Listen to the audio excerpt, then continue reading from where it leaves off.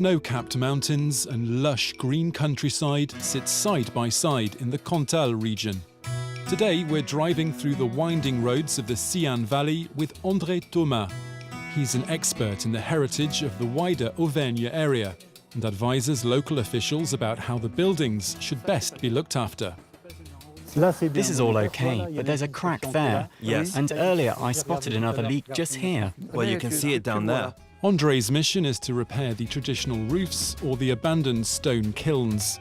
Whenever possible, he shows the region's mayor and parishioners how these jewels need protecting at all cost. Outsiders are interesting because they look at things differently and see things that others don't.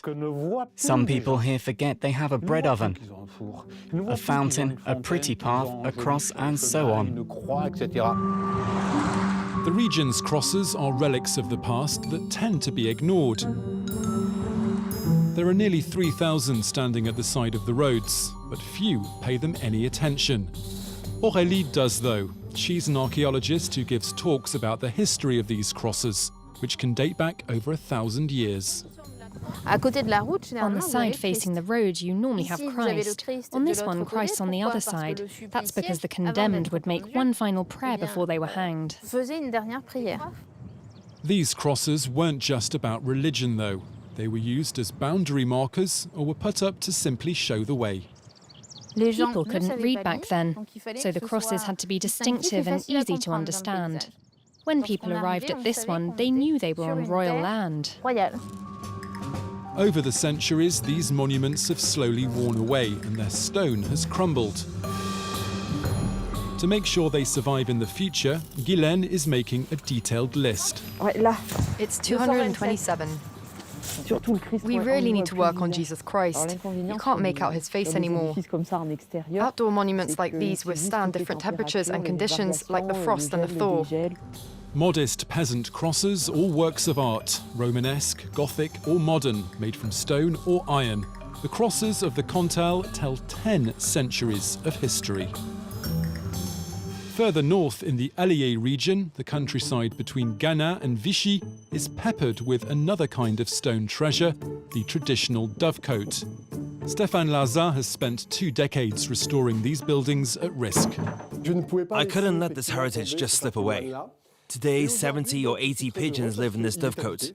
I'm delighted. Stéphane rarely steps foot in these towers and never enters in the summertime. To avoid the nesting season, I come and clean them out in winter.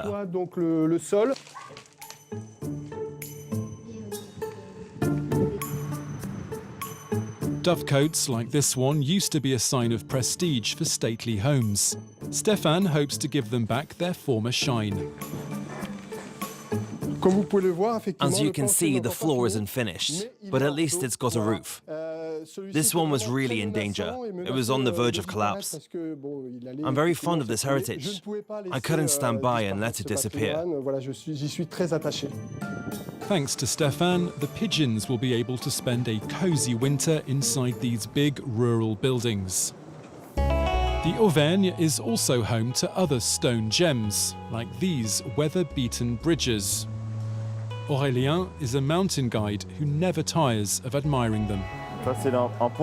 This is a bridge built out of local volcanic rock. It's really important to share with both tourists and the locals. We're not doing it enough. We learn about other countries when we go on holiday, but we know little about our own country.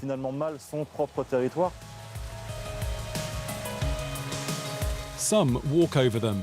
Others use these bridges to get their bearings, like these fly fishermen. You didn't go high enough with your rod. That's it. The higher you throw back, the closer you'll get to the underside of the bridge. It's poetry. A tiny river that's flowed for centuries and a bridge that's almost 2,000 years old. When we come fishing here, we're in the footsteps of our ancestors.